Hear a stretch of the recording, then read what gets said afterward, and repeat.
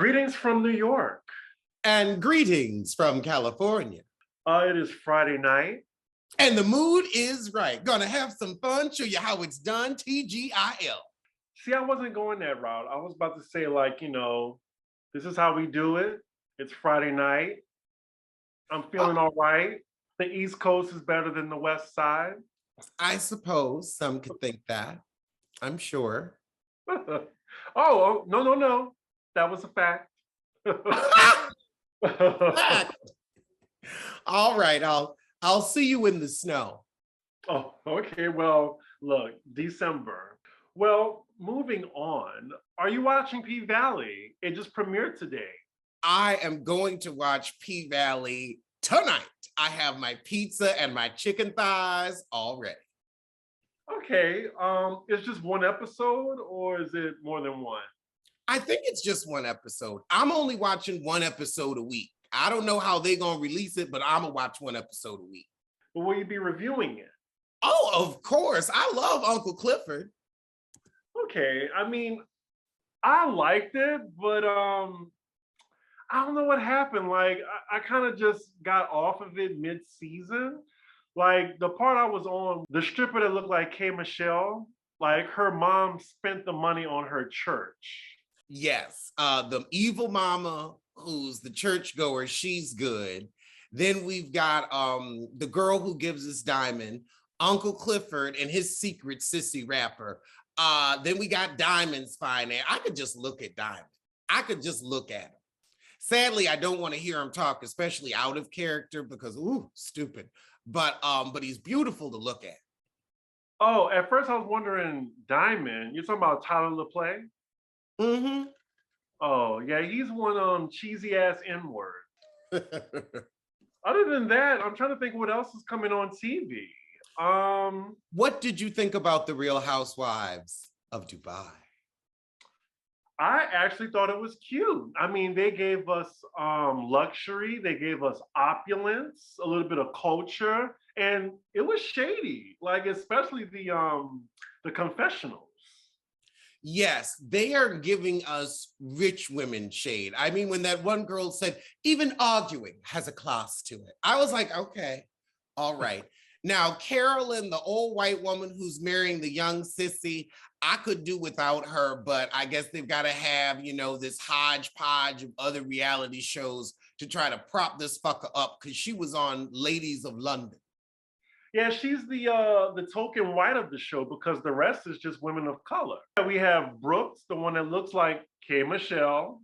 K. Michelle's old face.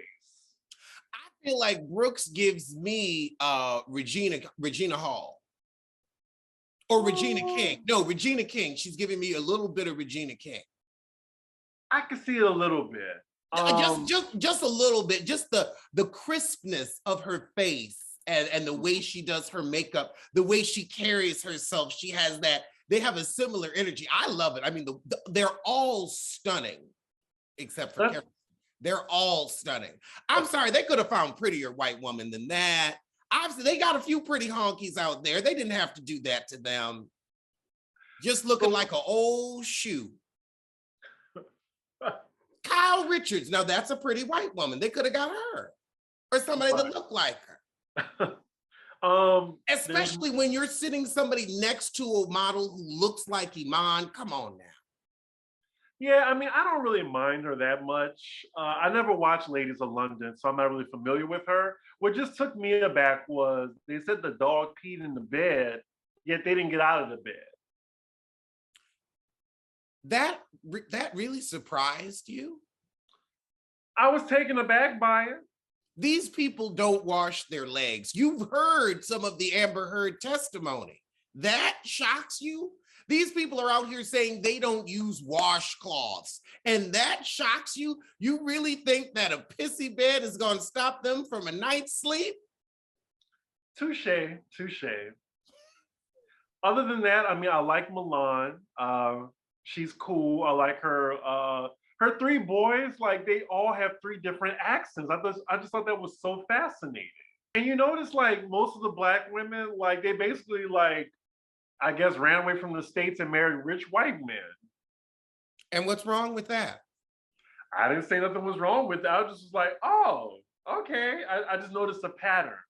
I really like Sarah. That's the single Arab woman with the kid.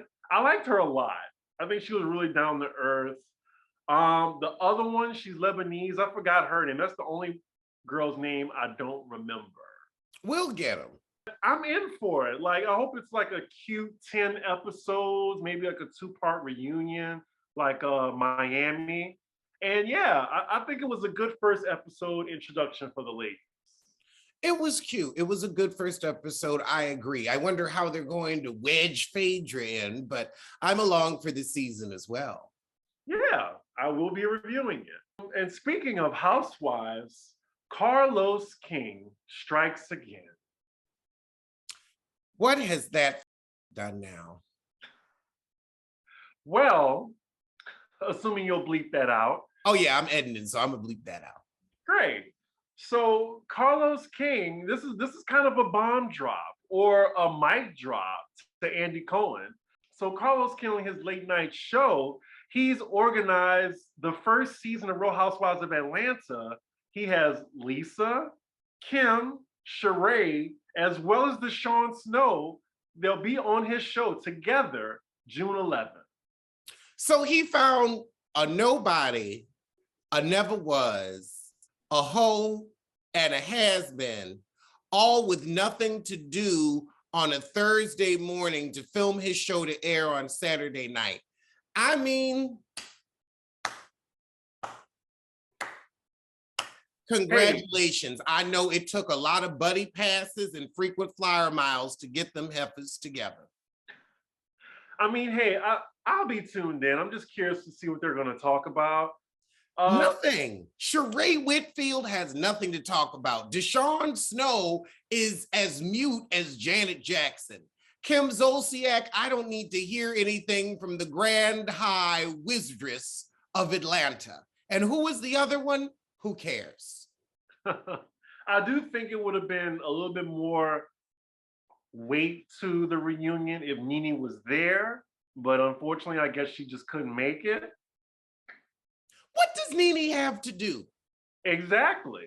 Nene is free as a bird. Well, actually, Nene's out here playing in God, but we'll get to it. Yeah, we'll get to it. Carlos King has been making a lot of coin off of Bravo. I ain't even mad at it. Get your coin, sis, get your coin. I'm just mad you won't fess up about the lie you had Phaedra tell and what really went on with that light fell on Elise Neal's head and why Todd Tucker won't talk to your ass no more. I want to know about that. I want to know about the threesome that you had with him and Candy Burris. I want to know about that, Carlos. I want to know about that. I guess my point is, like, he's at a rival network profiting off another network.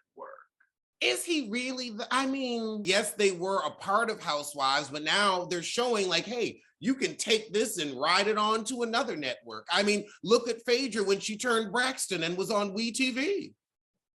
Yeah, I guess I'm just playing devil's advocate. Of course, I don't mind him talking about Housewives, but it seems like, you know, if he's supposed to be moving forward and he has his own shows that he executive produced, like Andy Cohen, because Housewives is, whether we like it or not, that's Andy Cohen's baby, you know? Like, Carlos was just brought in. Like, first season, he was just like a PA, you know? So. You were a chef, it wasn't your restaurant. Well, I would say he was like a sous chef. Ooh, not a sous. That's true. It was Andy's restaurant. Well, no, it was NBC's restaurant. Andy was the head chef. And yeah, you were a sous. You were a high sous. You might have been head sous. But, you know, well, now that you have your own shows, I'm sorry, but Love and Marriage is nobody's Housewives. And I'm checking in on Love and Marriage DC, and it's its first season, so I'm going to let it have its growing pains. But it's cute Saturday night TV. It ain't weeknight. It's if I'm home and I'm feeling very auntie, I'm having some Arbor Mist, I don't feel like going out that night, I'll turn it on and look at it, but it is not must-see TV. I love that you gave a restaurant reference. Like, definitely NBC is the restaurant. Andy's the head chef. I would say Carlos started off as a line cook, then the sous chef by like season 9, and then he quit to be a head chef at another restaurant. So him talking about Housewives, I could see him like recreating recipes that he got from another restaurant. So that's how I'm like focusing it. He's recreating recipes, but the ingredients are inferior. Tea. So it just don't taste the same. But I do think yes, you're right. I do think you should review that though, the episode of him having all 4 of the, well, not all 4, but 4 of the 5 housewives. Oh, I'm gonna review it. I'm gonna review it like I review his podcast. That Negro is bringing some checks up in this house. Whether he likes it or not. I mean, I don't mind Carlos King. It's just, I would listen to it if it wasn't just for that grating ass voice of his. It's the lack of elocution. It's the lack of enunciation. It's the lack of poise for me. I can't do it tonight. Maybe another time.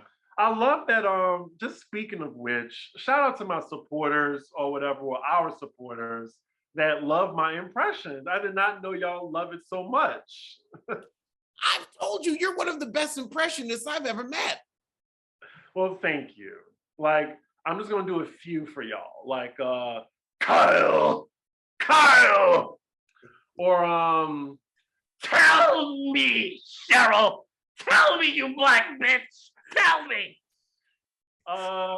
What else do I do? Like the Jennifer Williams, Jennifer. That started it all. That started it all. We're supposed to be a sisterhood.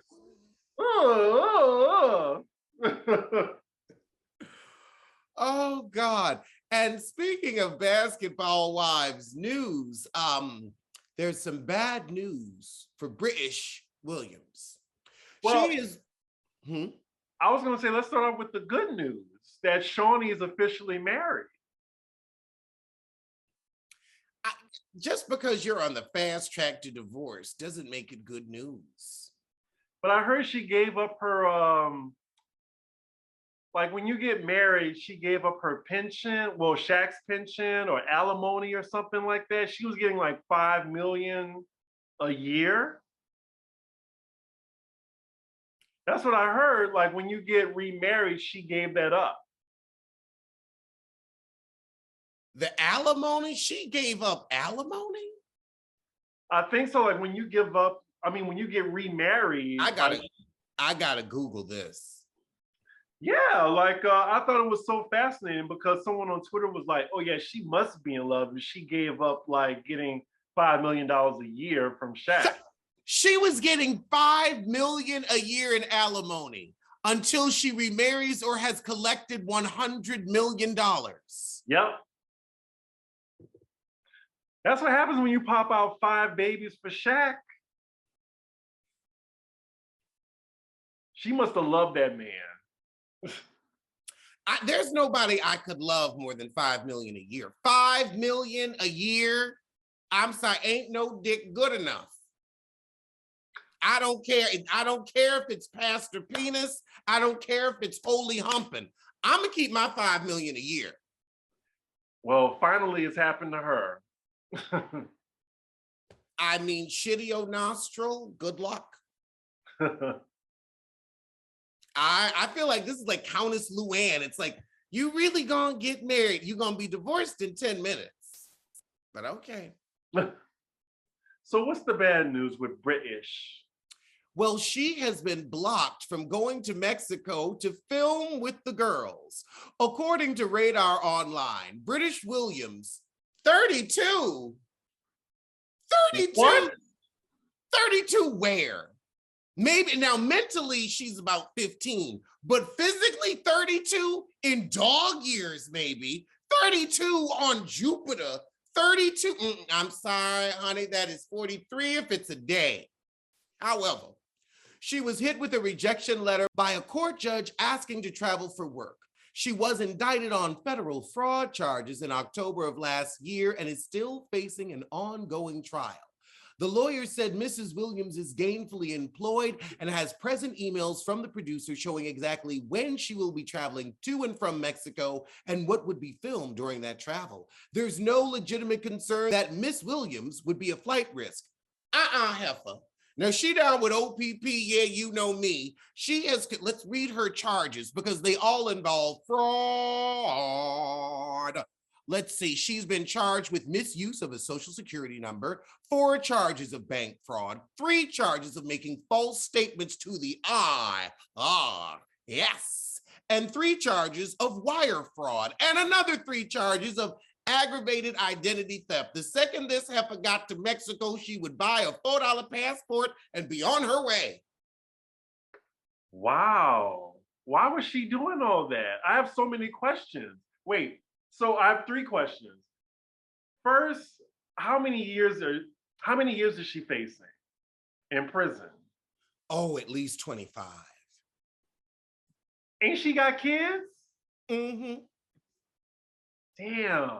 Second, is she gonna talk about it on the show? Yes. Okay, and third, they're still filming Basketball Wives as it's on TV right now? Yes. Wow, they don't usually do it like that anymore. Interesting. At least she's not a weekend mom. No, she'll be a visitation mom when she goes to prison. But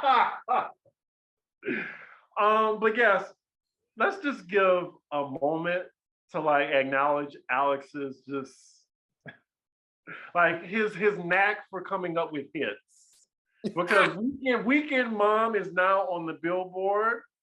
It's climbing the charts. It's number 15. Let's get it to number 1, y'all. Oh my God. I saw you singing it and I was like, oh, we got a hit on our hands. It's called Weekend Mom, y'all. If you haven't heard it, it goes, Weekend Mom.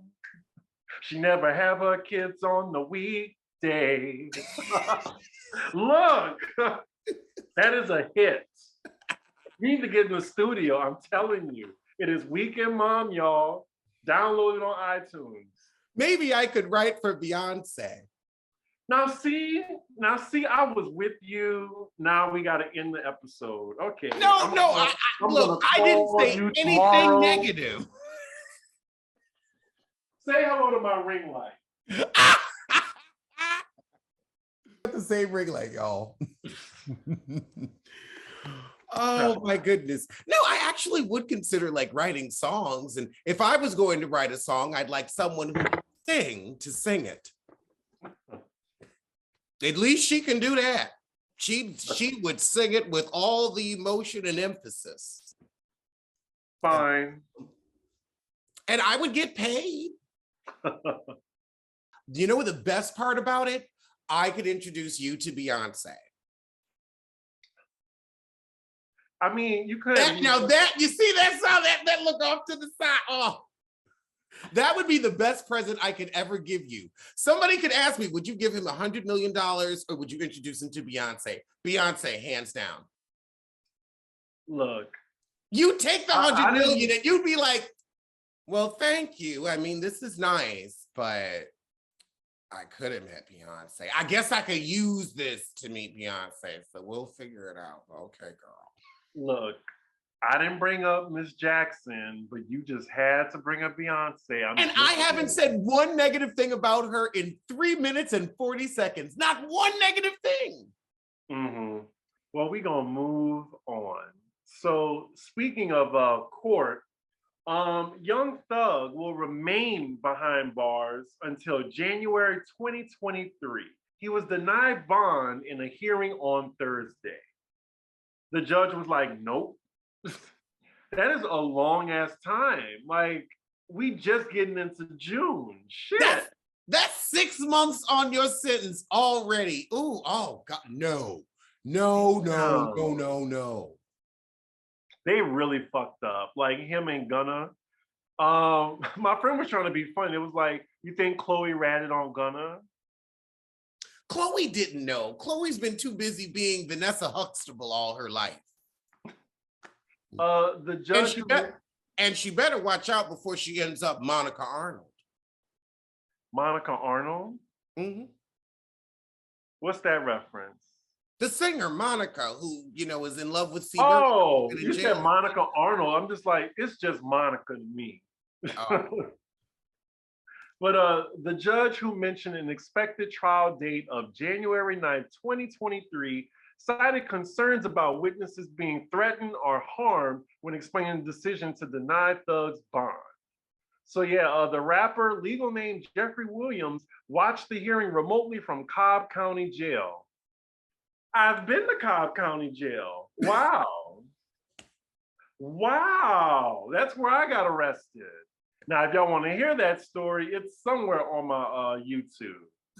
So yeah, I'm not about to go into detail, but wow, Cobb County Jail. I mean, at least it's not, jail is different from prison, correct? Mm-hmm. Okay. I was in general population for a few hours.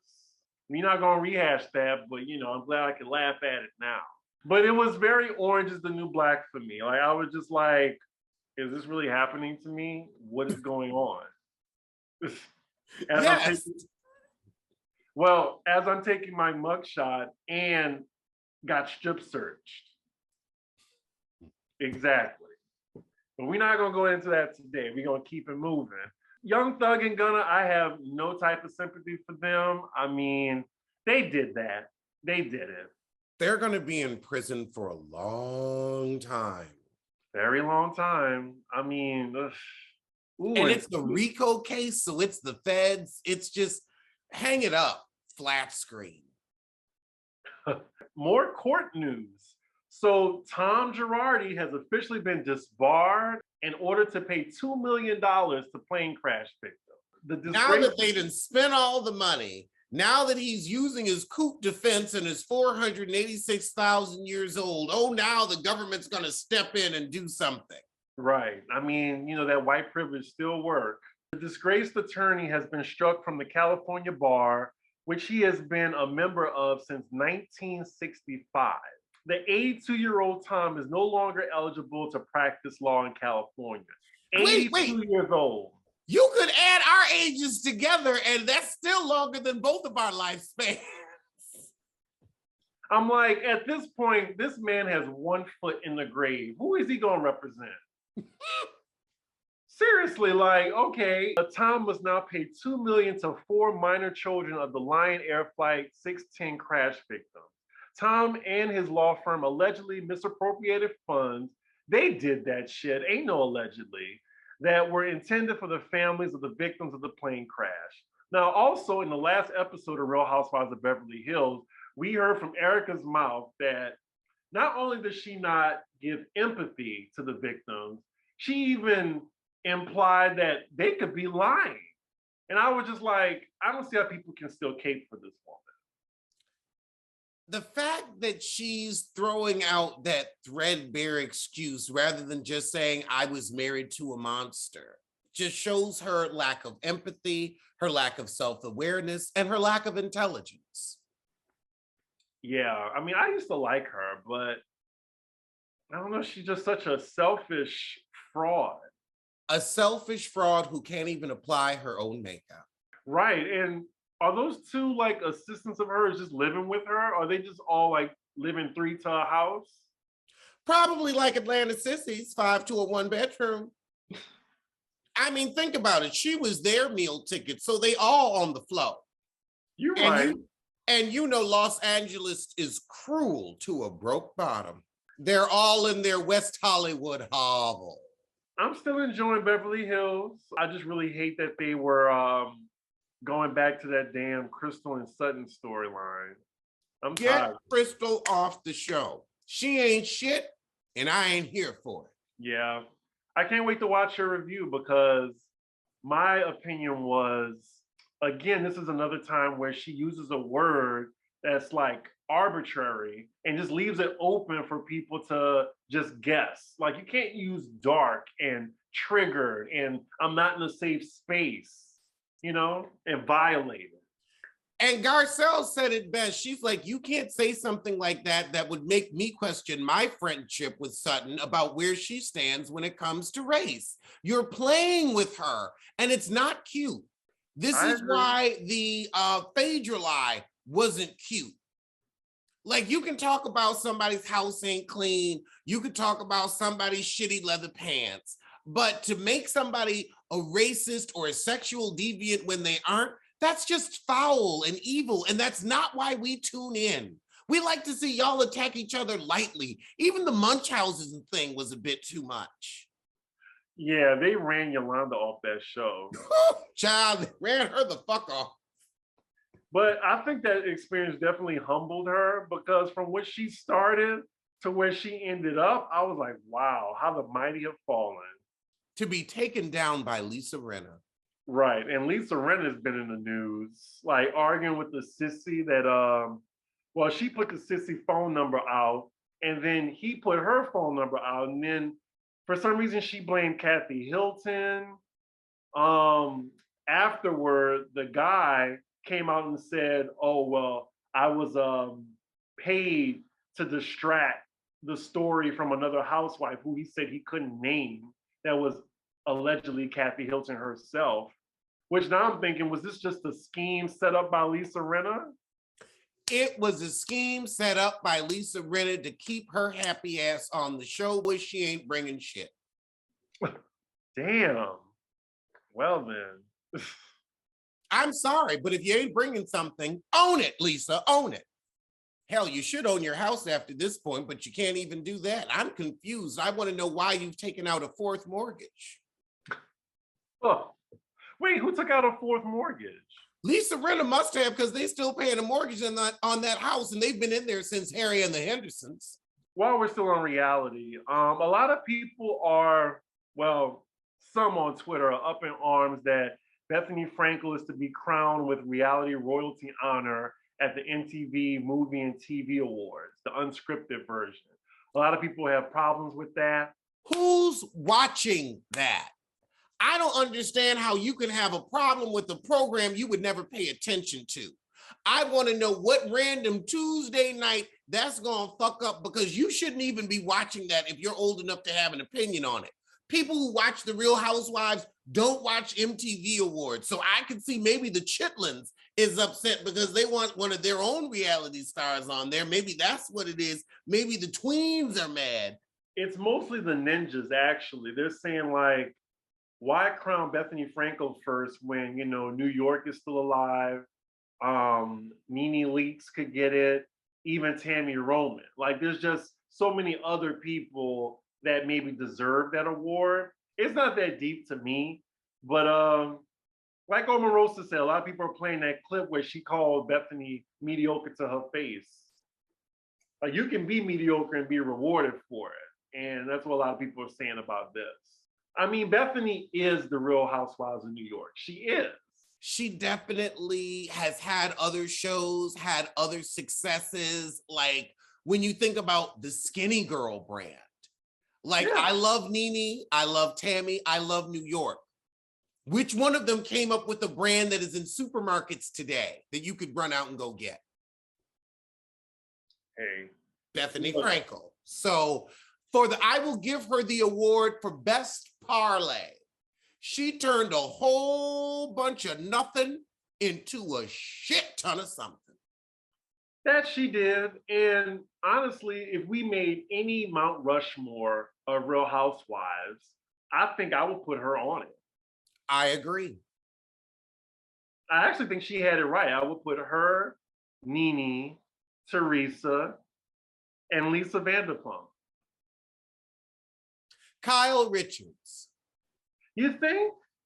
Kyle's still on the show. I try to think about it like that, but that's what put Beverly Hills on the map, though, was Lisa Vanderpump, because she was the fan favorite for at least maybe 5 seasons. I could see Americans falling for a diet version of Joan Collins, but I could only deal with the real thing. Or Stephanie Beacham could do in a pinch. But I look at Lisa Vanderpump and I just see low class, who made good, but low class. I mean, she's Well, not a lady. She's not a blue blood. She's, she's a tramp who married up. well then. Like Erica Girardi, a tramp who married up. Not a tramp. I haven't heard that word in a minute. A trollop, a skeezer. Well, no, they're tramps. They're tramps. Okay. A skeezer never gets married. A skeezer is Marla. Not a floozy. She's floozy age, but she's got a skeezer attitude. Gotcha. So let's get to this Nene Leakes story. Yeah, I mean, the main person said close your legs to married men trash box is allegedly messing with a man with an estranged wife. She's being sued by Neo Nacella. I don't know, the ball man. She's being sued by his estranged wife. And in North Carolina, it's legal. His wife is accusing Nene of hooking up with Neo Nacella while he was still married to her. Oof. Nene shared photos of her and her new man on social media, causing her to be humiliated and ruining her marriage. She says that she has suffered from emotional distress, mental anguish, and a loss of affection, and now she's seeking more than $100K. Alienation of affection. This is what Fantasia got sued for when she went down to T-Mobile and got more than just a new phone. She got some new dick. His wife sued her for, I think, a few million, and she had to pay her to shut her up. But yeah, alienation of affection. You can get sued in the Carolinas for that. I suggest Nene just cut her a check. Does she have $100K? Does Nene, it would be cheaper to come up off that now than have to pay the lawyer fees. That's true. I think she should just pay it, or maybe get her man to pay it if he got money. He ain't got money. Quiet as it's kept. It sounds like they set Nene up. They knew that Moose was lonely. The husband sneaked in and sidled up next to her. And now the wife's trying to pull a shitty nostril and run her pockets. I just think sometimes it's not fair to blame the woman, no matter how we feel about Nene in this instance. No, I think the husband and the wife were in cahoots. I think they said, you know what? That Moose is weak and separate from the pack. Let's get her. And they're taking her down by the financial antler. But Nene seemed like she was unbothered. Like she posted right afterward, and she's not taking it seriously. I'm sure she will be able to use the money that she's making from parking at the Lenithia Lounge to pay this shit off. Or she could be like Sheree and just not pay her bills. I mean, the woman lives in North Carolina. The affair happened in Georgia, so there may not be jurisdiction. And in Georgia, you can cheat for free. That's true. That's such an archaic law. Well, most laws around marriage are archaic because they view women as property. The more you know. Message. But yeah, good luck to Nene. I mean, hopefully she wins this case. I don't know. I don't play in court. The Black Lady sketch show has been renewed for a fourth season. I mean, congratulations. You know, I'm rooting for everybody, Black, but that show has still not made me laugh. And I'm just being honest. Like, I really love all the women on the show, but let's just be real. It is not funny. I have had some laughs. I haven't watched it, but I've seen a few clips on TikTok, and they've given me a giggle or two. So also, comedy is like art. Every joke ain't for everybody, but this is their fourth season, so somebody laughing, so we happy for you. Who knows? I mean, we could end up on there. You know what? Let's ask her. Let's come up with a little segment and let's ask her if we could be on the show, because Lord knows we promote it. We may not watch it, but we promote it. It's just, you know, like Legendary, like they only had like a 3-season contract. So, I mean, I'm hoping that they have another season because I know a lot of people are watching it, but it just seemed like Black Lady Sketch Show, like it's just, oh yeah, give them another season, give them another season. Somebody is, you know what? I bet you it's Honkies. I bet you Honkies keeping that shit on. Oh, but yeah, I'm gonna try to give it another chance and see, because I was watching 2 episodes. I was just like, like I smiled. I smiled. I ain't even chuckle or giggle. I was just like, like Insecure, another comedy show where you just. well, no, Insecure is a joy to watch, and it's funny because I'm watching myself and my friends. So I like Insecure. I know you feel different. Like the storytelling was just off. Like they could have just did more. Like they spent so much time, with backdrops and close-ups of straws and like inanimate objects. I know exactly which one you're talking about. Oh my God. And I mean, exactly. It's like a potholder would get, an amazing shot with proper lighting. And it's like, oh, wow, like that's like a Black person's potholder. Like I remember that in my mom's kitchen. Like it would give you that nostalgia, but oh yeah, they put a little too much time into it. The potholders, the straws, the random pack of ketchup on the ground, the flat tire, like they were just as big as stars as Molly and Issa.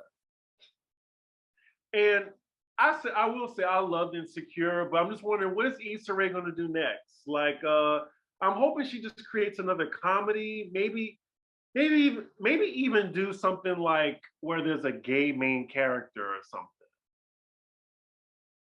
And maybe she's a supporting actress in it, or she's like behind the scenes. Maybe she should write a show about us. Yeah, I love how you know how to just turn it all the way back to us. It's our show. What the hell? I mean, that's true. We'd work with her. I think that would be a great collaboration. Mm-hmm. I mean, she's a friend in my head, so. Yeah. Well, she's a friend of an enemy in your head too. Oh, they're not friends. I know. Oh, that would be the real hoot. We'd be invited to the Black in Hollywood brunch, and she would still be outside trying to get in. Maybe I could bring her as a +1. Speaking of which, like, it would be so awkward if I saw her like anywhere out in LA. It would be really awkward. I think I wouldn't even speak. I was just like, oh, there she is. No, I was like, oh, okay. She said pick better friends. I think you did. I think I did. A little bit of tea. Oh God, should I say this? Yes. I know she kind of felt some type of way that she wasn't invited on Black Lady Sketch Show, and this is when they had so many people on there, and she wasn't. And I think she had my same sentiments where she thought that it wasn't that funny. And I'm like, okay, well. Amanda doesn't give me sketch comedy. Like, I'm not even going to say the woman isn't funny. I've seen some of her jokes and they've made me chuckle, but she gives me more stand-up. She doesn't play well with others. So that's the first issue.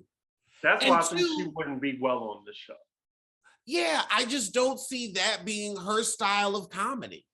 Like, I just don't see that. Like, she's not like, I could see you on there even more than myself because you can bend and move and do all the impressions as well as be funny. Like, that show is more about like, how can you fit into the ensemble rather than how you can stick out like a sore thumb. She wants to stick out like a sore thumb.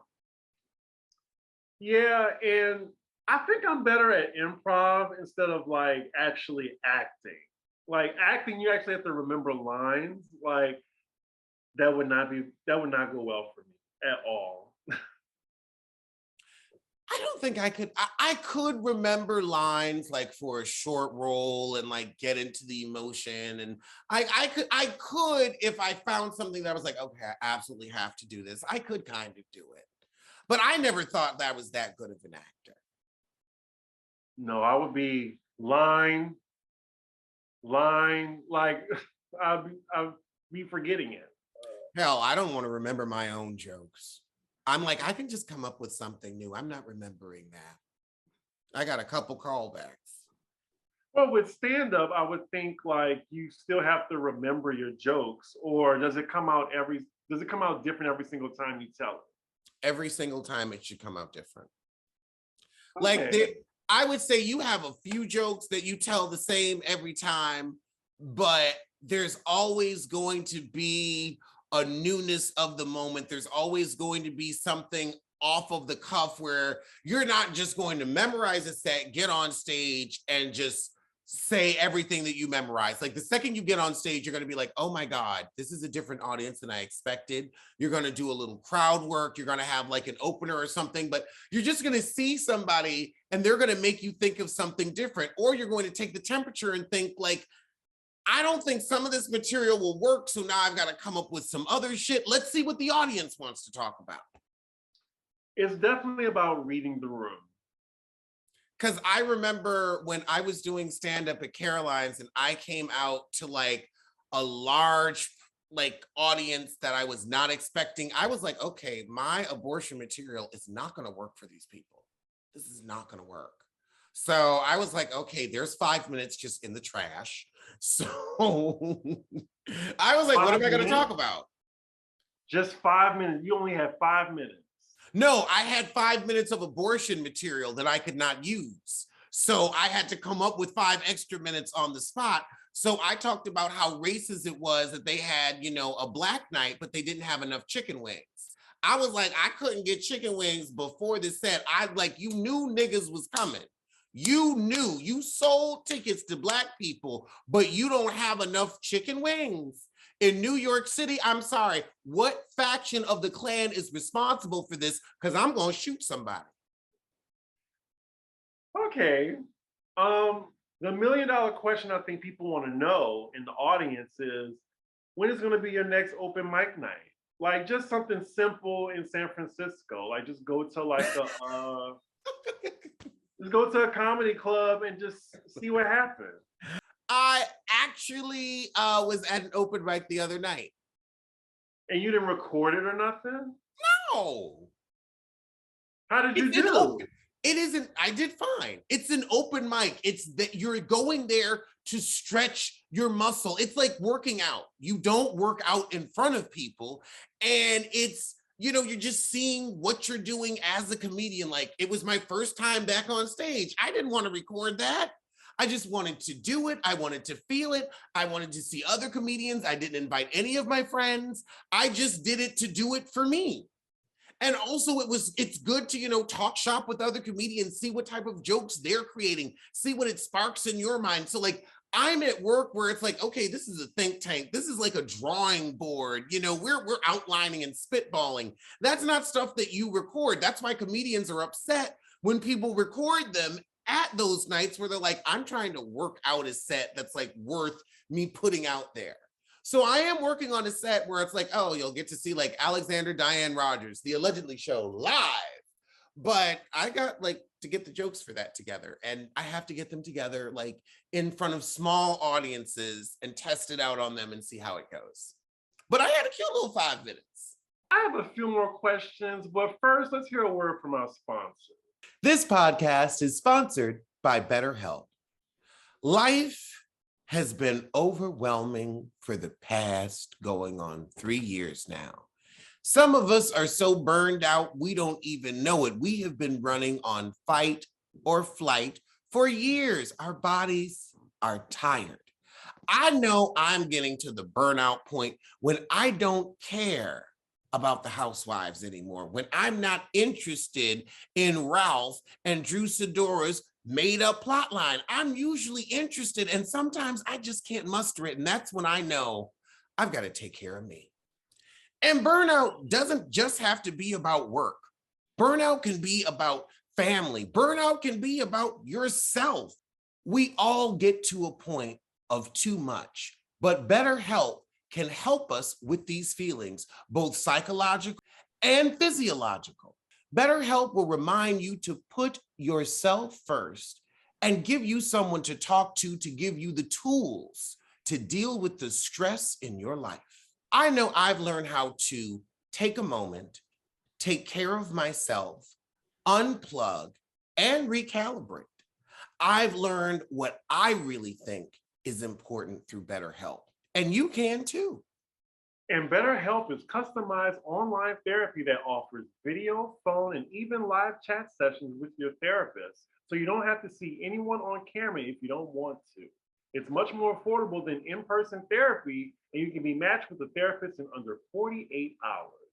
Pop Roast listeners get 10% off their first month at betterhelp.com/roast. That's betterhelp.com/roast. Now, back to this comedy night. So you had a 5-minute set? Yes. Okay, and what did you talk about? I mean, 5 minutes just goes like that. Not when you're on stage. 5 minutes takes as long as an IRS audit if you ain't got the material and if the audience ain't responding. Just standing up there, facing the silence and the stares and the looks of confusion. Did he think that was a punchline? I don't get it. But I talked about getting older. I talked about facing 40. I talked about dating honkies and looking 10 years younger than them. I talked about all of it. Did you really say honkies in a San Francisco bar full of... Yes, it was nothing but honkies there. Why not? They laughed at that. Okay. They know who they is. They know who they is. Yeah, I mean, just hearing you say like, oh, like what if they don't laugh, or what if it's just silence? Like, I get sweaty just thinking about that, just bombing on stage. I have bombed, and you learn so much from bombing. Huh. Well, I don't think I'll be trying that. Like, it would be like Georges on Drag Race when she tried to be funny. Like, it just wouldn't work, I think, for me. Like, now, I think I'm... You have been on this show for 5 years. Almost 5. Come August, 5 years, but you ain't funny. I didn't say that. I'm just saying, like, in a stand-up, I just don't think I'll be funny. You do videos by yourself. And you don't think you could be funny?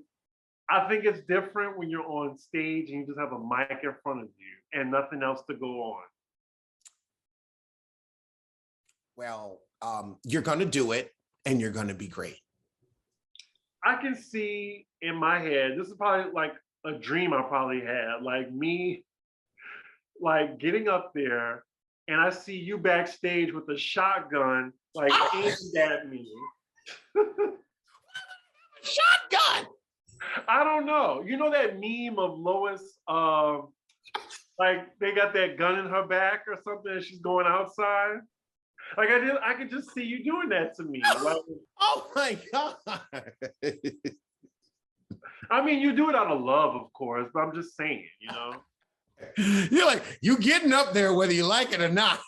I would say I want you to do it because once you do it, and you will be successful because you've been successful doing this already, it ain't nothing new. This ain't gonna be that new to you. You'll be like, wow, I am really good at this, and you will enjoy it thoroughly. We'll see.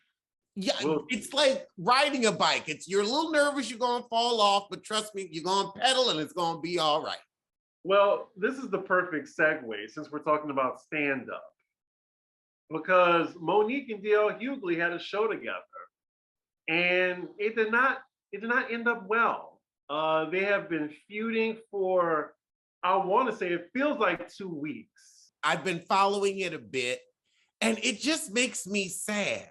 It's truly sad. Both of y'all are in your prime. You are multi-millionaires. You've got the world by the balls. You've got opportunities we would give our eye teeth for.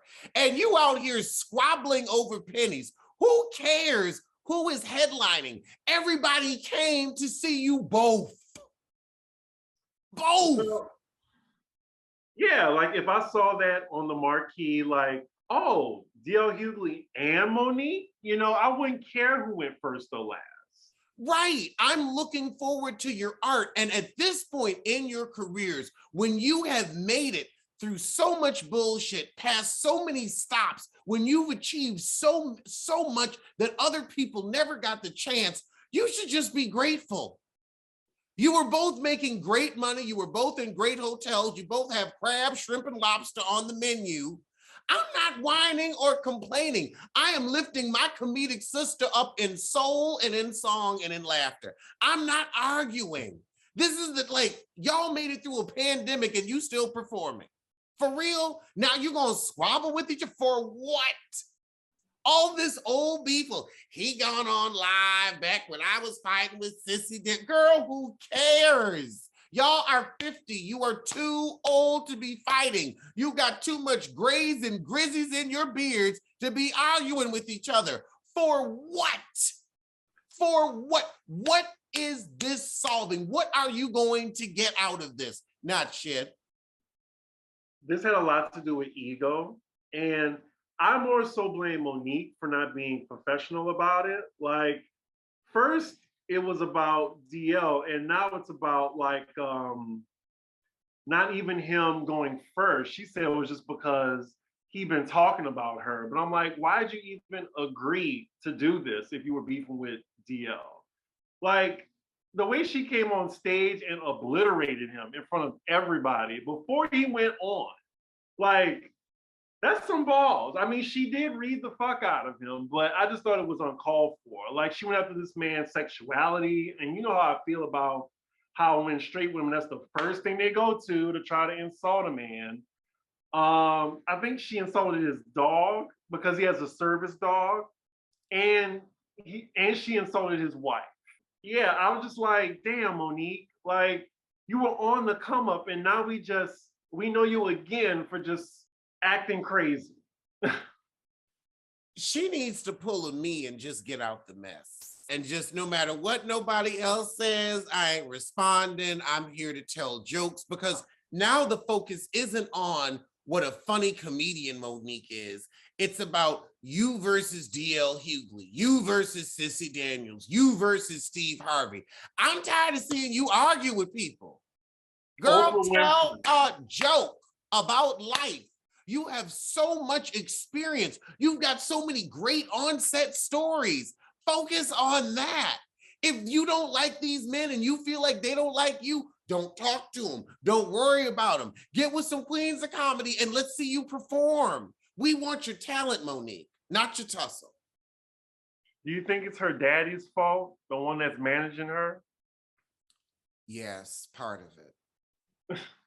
He encourages it. He is encouraging this. I think so. They went back and forth. Like, I want to say like 2 days in a row just on contracts alone. Like, you post your contract. Oh no, you post your contract. Well, that's a deal agreement, and this is a performance agreement. Girl, don't nobody care. Did the check clear? Is your mortgage paid? Okay, that's all that matters. And at the end of the day, she should have been mad at the promoter. The promoter. What DL Hughley got to do with it? He's the talent, just like you.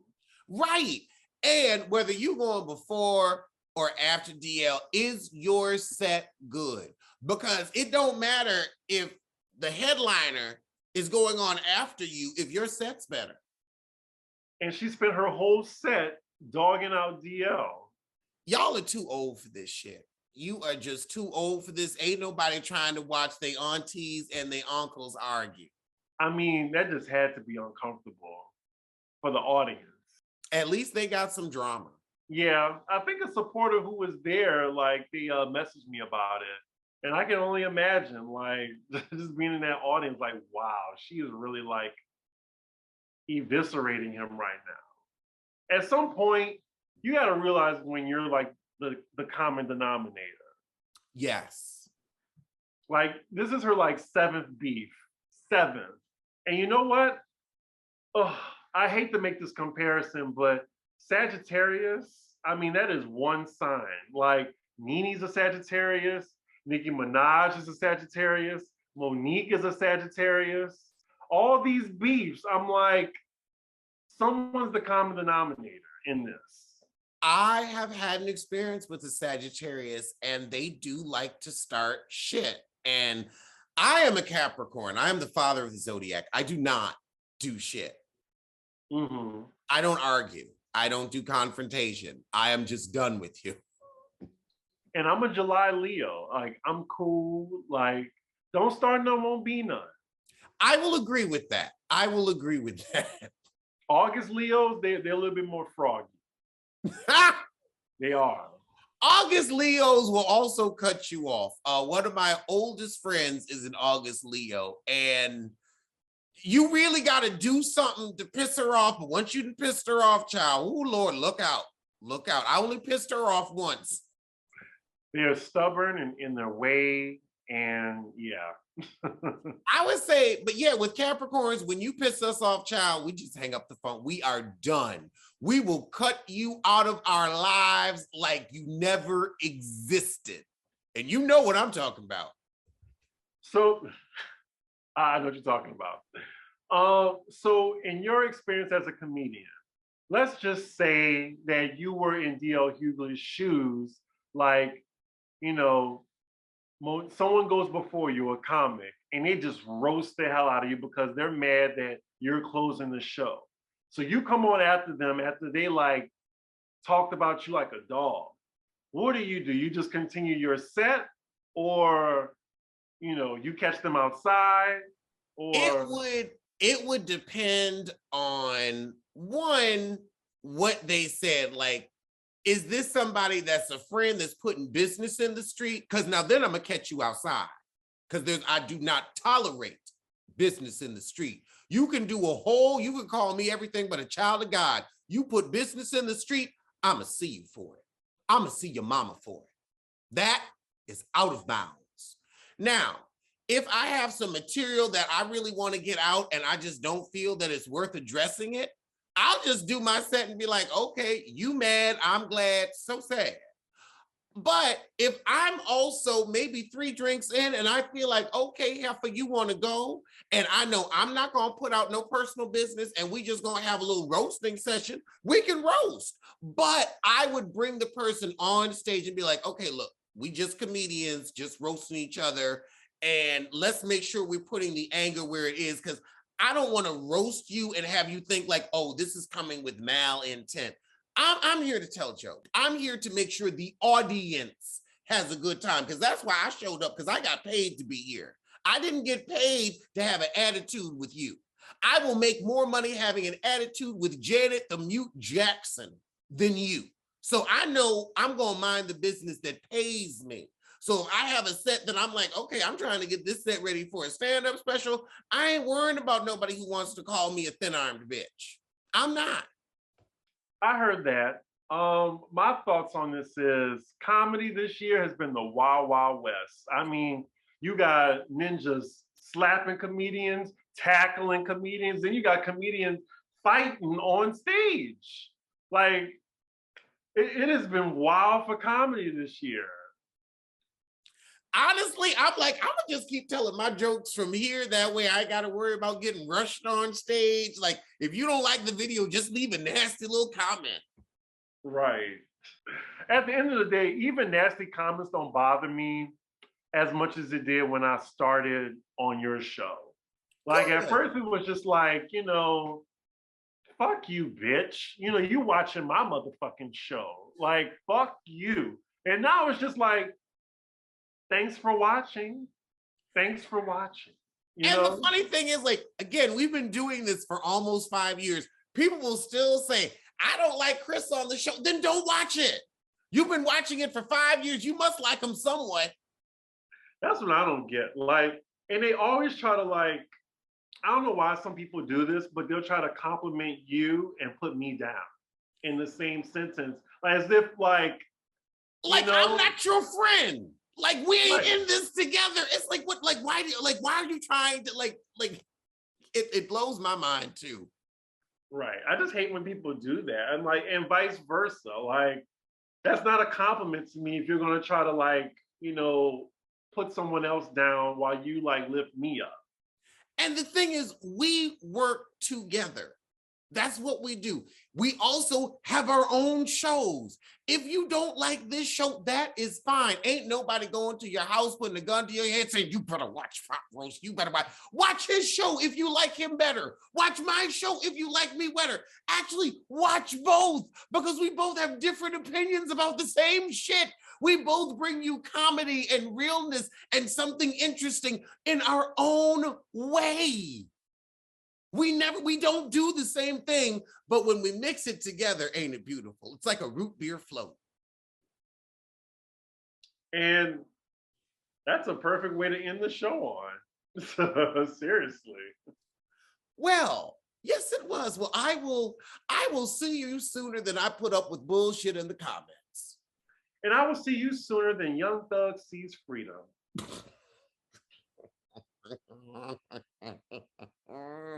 Yep. Oh, this view is beautiful. Oh my God. It is. That view is giving. That view is giving. But enjoy your Friday. Yes, I sure will. Y'all enjoy your Friday, and we'll see you soon. All right.